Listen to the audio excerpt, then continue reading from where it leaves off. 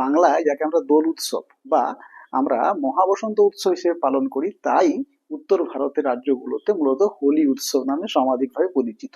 কিন্তু যদি একটু উল্টে বলি, বরং বললে ভালো হবে, উত্তর ভারতে যা হোলি উৎসব, কারণ ওখানে তো প্রথম সূত্রপাত উত্তর ভারতের রাজ্যগুলোতে আর্যাবর্ত অনুসারে, সেখানেই সূত্রপাত, তো সেখানে যা হোলি উৎসব, বাংলায় তারই পরিবর্ধিত রূপ হচ্ছে দোল উৎসব বা বসন্ত উৎসব। শুধু বাংলায় নয়, বিহারের ফাগুন মাসে এই উৎসব অনুষ্ঠিত হয়, তাই তার নাম ফাগুয়া। আবার যদি আমরা চলে যাই হরিয়ানাতে এই উৎসব যেহেতু ধুলেটি উৎসব নামে পরিচিত, কারণ সেখানে ধুলিকে পুজো করেছিলেন শ্রীকৃষ্ণ, সেই রূপে এই উৎসবকে আবার ধুলেটি উৎসব নামে পরিচিত। আবার আমরা যদি মহারাষ্ট্রে চলে যাই, এই উৎসব সেখানে আবার রং পঞ্চমী নামে পরিচিত।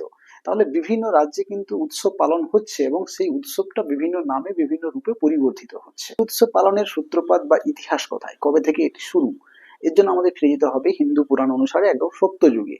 সত্যযুগে ভগবান শ্রী বিষ্ণুর পরম শত্রু ছিলেন রাক্ষসরাজ হিরণ্যকশ্যপ, এবং তিনি এতটাই ভগবান বিষ্ণুকে অপছন্দ করতেন এবং ভগবান বিষ্ণুর তার প্রতি এতটাই শত্রুতা ছিল যে তিনি তার নাম পর্যন্ত শুনতে পারতেন না। এবং তারই পুত্র ছিলেন ভক্ত প্রহ্লাদ, তিনি আবার বিষ্ণুর পরম ভক্ত, বিষ্ণু নাম তিনি বারবার মুখে উচ্চারিত করতেন। এবং এটি আবার তার পিতার তো পছন্দ হওয়ার কথা নয়, তিনি বিভিন্নভাবে ভক্ত প্রহ্লাদ অর্থাৎ তার নিজেরই পুত্রকে কিন্তু হত্যা করার চেষ্টা করেন। বিভিন্নভাবে উনি নিরস্ত হওয়ার পর, পরাহত হওয়ার পর, অবশেষে উনি তার বোন হোলিকাকে বলেন যে অগ্নিকুণ্ডে নিয়ে কোলে প্রহ্লাদকে বসতে। এবং সেই অগ্নিকুণ্ডে যখন প্রহ্লাদকে নিয়ে হোলিকা তার বোন যখন বসলেন, তখন উনি বললেন যে তুমি আমার নাম জপ করবে, তাহলে তোমার কিচ্ছু হবে না।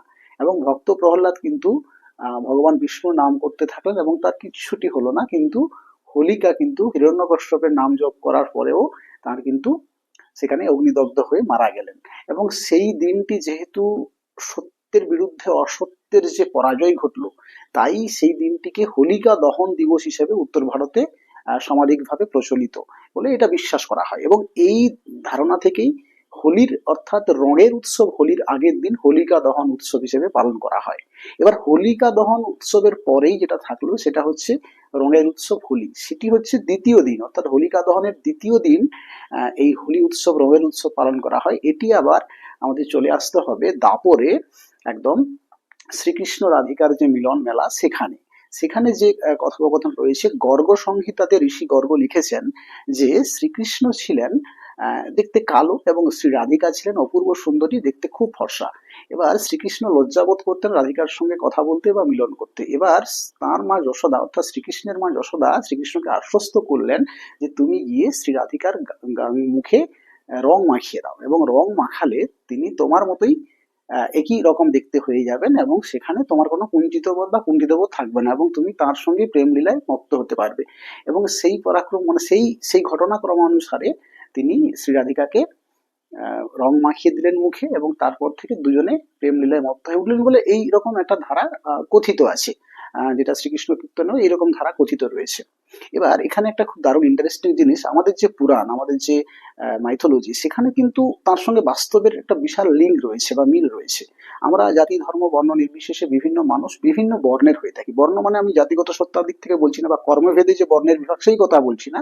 আমরা কেউ কালো কেউ ফর্সা হই, কিন্তু এই হোলি উৎসব যেখানে আমাদের প্রত্যেককে, যখন আমরা হোলির রঙে যখন রঞ্জিত হই, তখন আমরা প্রত্যেকেই কিন্তু একই রকম ভাবে দেখতে হই। তখন আমাদের মধ্যে বিভেদ, আমাদের মধ্যে কোনো প্রকার পার্থক্য থাকে না, অর্থাৎ আমরা তখন সবাই মিলেমিশে এক হয়ে যাই। তাই আমাদের এই হোলি উৎসব একটা একতার প্রতীক, একটা মিলনের প্রতীক, একটা ভালোবাসার প্রতীক, একটা সৌহার্দ্য বিনিময়ের প্রতীক, একটা বন্ধনে, সমান বন্ধনে বেঁধে থাকার প্রতীক, অটুট বন্ধনে বেঁধে থাকার প্রতীক। এবার আমরা যদি বাংলায় ফিরে আসি, আমাদের বাংলায় কিন্তু এই হোলি উৎসব কিন্তু দোল উৎসব বা দোলযাত্রা উৎসব বা বসন্ত উৎসব নামে পরিচিত।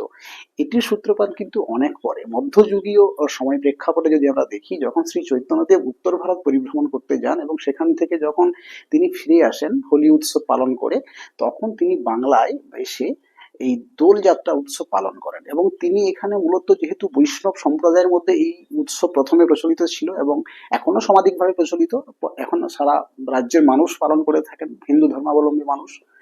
এই উৎসব পরবর্তী সময় বৈষ্ণবীয় ধারা অনুসারে যেভাবে প্রচারিত হয়েছিল, যে এই ফাল্গুনী পূর্ণিমা তিথিতে বৃন্দাবনের কুঞ্জবনে শ্রীকৃষ্ণ শ্রী রাধার সঙ্গে দোলনায় দুলেছিলেন, এবং তাদের তাদের সেই প্রেমের রঙে রঞ্জিত হওয়ার যে একটা মিলন পূর্বক যে ঘটনা, সেটাকেই গোপীবালাগণ তারা সেটিকে রঙের মাধ্যমে রঞ্জিত হয়ে তারাও সেটা উপভোগ করছিলেন এবং তারা আনন্দ উৎসবে মেতে উঠেছিলেন এবং শ্রীকৃষ্ণ শ্রীরাধা একে অপরের সঙ্গে আবিরের রঙে রঞ্জিত হয়েছিলেন এবং সেই উৎসবকে পালন করার জন্য বাংলায় এইভাবেই দোল উৎসবের সূত্রপাত। আবার যদি আমরা বসন্ত উৎসবের দিকে এগিয়ে আসি তাহলে দেখব যে রবীন্দ্রনাথ ঠাকুর যখন শান্তিনিকেতনে ছিলেন তখন তিনি একটি সাংস্কৃতিক প্রেক্ষাপটে জাতি ধর্ম বর্ণ নির্বিশেষে, তখন পরাধীন ভারতবর্ষ, তিনি সবাইকে এক জোটবদ্ধ হয়ে তিনি এই বসন্তকালে এই হোলির উৎসব পালন করেন একটি সাংস্কৃতিক প্রেক্ষাপটের মধ্য দিয়ে এবং সেই থেকে এখানে এটা বসন্ত বা মহাবসন্ত উৎসব নামেও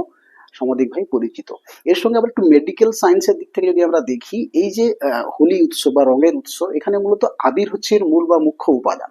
এবারে আবির যখন তখন বা তৎকালীন সময়ে যেভাবে আবির তৈরি হতো সেটি ভেষজ উপায়ে প্রাকৃতিকভাবে তৈরি হতো এবং সেই আহ, যে আবির, সেই আবিরের মাধ্যমে সে সময় কিন্তু আমাদের স্কিন ডিজিজ যেগুলো হতো, বিশেষ করে যেহেতু বসন্তকাল, শীতের শেষ এবং গ্রীষ্মের শুরু, এমন একটা যুগ সন্ধিক্ষণে, কাল সন্ধিক্ষণে, ঋতু সন্ধিক্ষণ এই সময়টা, যে এই সময় দেখবেন বিভিন্ন রকমের স্কিন ডিজিজ, বিশেষ করে স্মল পক্স বা বিভিন্ন রকম ফ্লু, যেগুলো ভাইরাল যে ধরনের জ্বরগুলো বা হাম, বসন্ত, রুবেলা বা বার্ড ফ্লু, সোয়াইন ফ্লু, এই ধরনের রোগগুলো এই সময় বেশি আমাদেরকে আক্রমণ করে এবং স্কিন ডিজিজ বেশিরভাগটা হয়। তো এই প্রাকৃতিকভাবে তৈরি, মূলত প্রাকৃতিক উপাদানগুলো দিয়ে তৈরি যে আবির, সেই আবির যদি আমরা মাখি তাহলে আমাদের সেই স্কিন ডিজিজগুলোর বিপক্ষে একটা অ্যান্টিবডি শরীরের মধ্যে তৈরি হয়।